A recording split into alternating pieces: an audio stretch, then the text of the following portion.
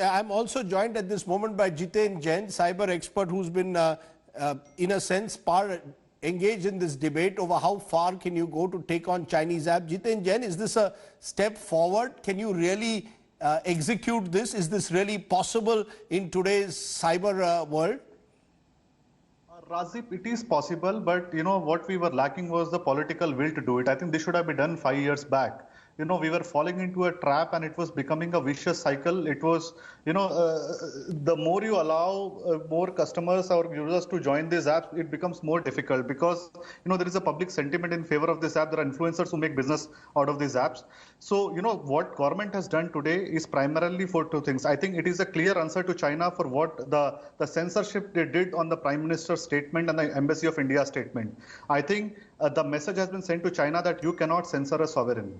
Censoring a sovereign like a Prime Minister of India on the Chinese platforms, if you do that, you will have to face even bigger censorship. But Jiten, TikTok is hugely popular. TikTok is hugely popular in this country. Given that popularity that exists and given, as you said, those who are already influencing public opinion through TikTok, how easy is it purely in terms of government's technology to just simply ban these apps starting today? Razib, look, India today we did a huge story with India Today when we had submitted a report to the government of India a couple of months back, where we found thousands of videos were uploaded on TikTok from Pakistan, basically targeting and instigating Indian Muslims not to follow lockdown advisories. And it was a complete Pakistan ploy to create divisions in society. Now, why TikTok is important? Because this is the same app which, owned by a Chinese company called ByteDance.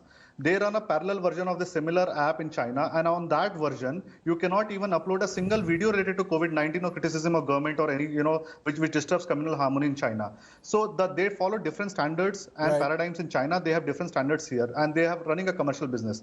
Now, since they were not having their own any self-censorship policy, and there are companies like Huawei and Weibo which have been accused of espionage, government has gone. Hello, Razib, your voice is not coming. Go ahead. No, go ahead. No, I'm saying, so then there are other companies in the list like, Huawei, Xiaomi, their apps which have been accused of espionage by governments across the world, especially in US. So I think what is happening today is, in this entire accusations of espionage, and that too when you are facing an armed conflict on the border. So government has, taken up, have bited the bullet, and they've gone for a complete ban. Because